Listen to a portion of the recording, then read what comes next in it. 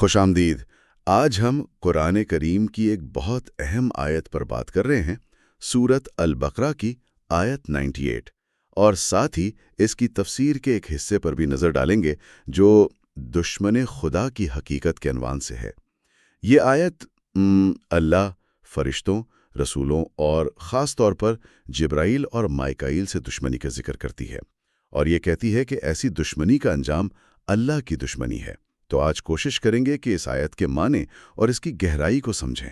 جی بالکل، یہ آیت ایک طرح سے بہت واضح لکیر کھینچتی ہے۔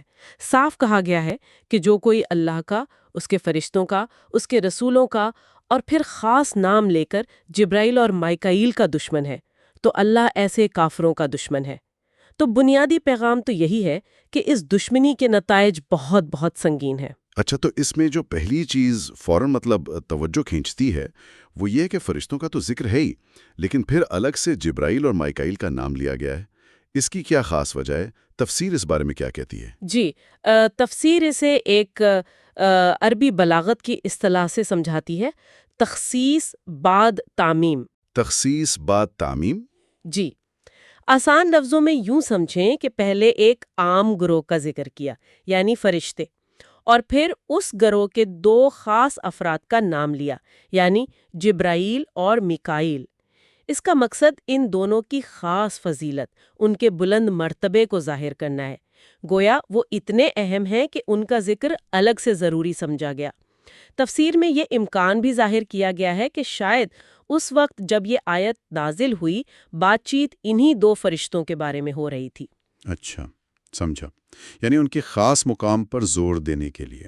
ٹھیک ہے، اب ایک اور نقطہ جو مجھے اہم لگا، آیت میں یہ نہیں کہا گیا کہ اللہ ان کا دشمن ہے جو فرشتوں سے دشمنی رکھتے ہیں، بلکہ کہا گیا ہے کہ اللہ کافروں کا دشمن ہے۔ یہ کافرین کا لفظ یہاں کیوں استعمال ہوا؟ اس میں کیا حکمت ہے؟ ہاں، یہ بہت اہم نقطہ ہے۔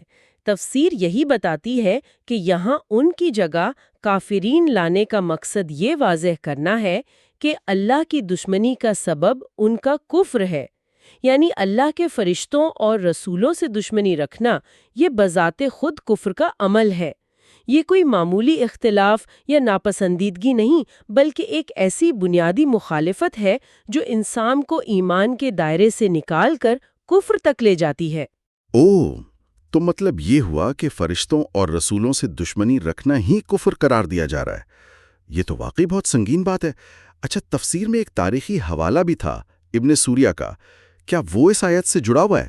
جی ہاں، تفسیر میں ابن ابی حاتم کی ایک روایت کا ذکر آتا ہے جو حضرت ابن عباس رضی اللہ عنہ سے منقول ہے۔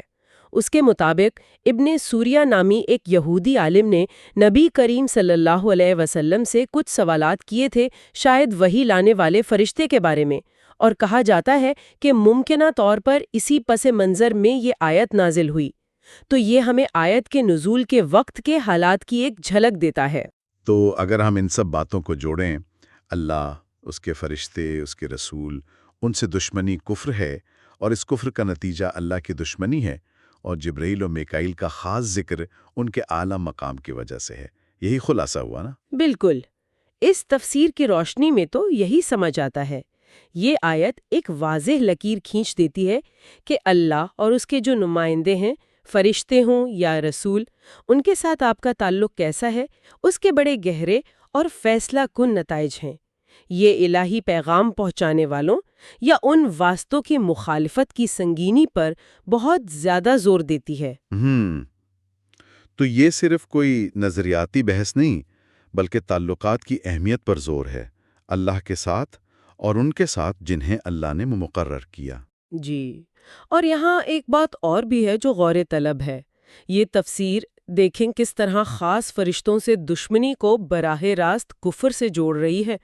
اس سے یہ سوال بھی پیدا ہوتا ہے کہ اس معاشرے میں یا کم از کم اس تفسیر کے مطابق جبرائیل اور میکائیل جیسی ہستیوں کا کردار کتنا مرکزی سمجھا جاتا تھا۔ مطلب خدا اور انسان کے تعلق میں ان کی کیا اہمیت تھی کہ ان سے دشمنی اتنی بڑی بات یعنی کفر قرار دی گئی۔ یہ ایک دلچسپ پہلو ہے سوچنے کے لیے۔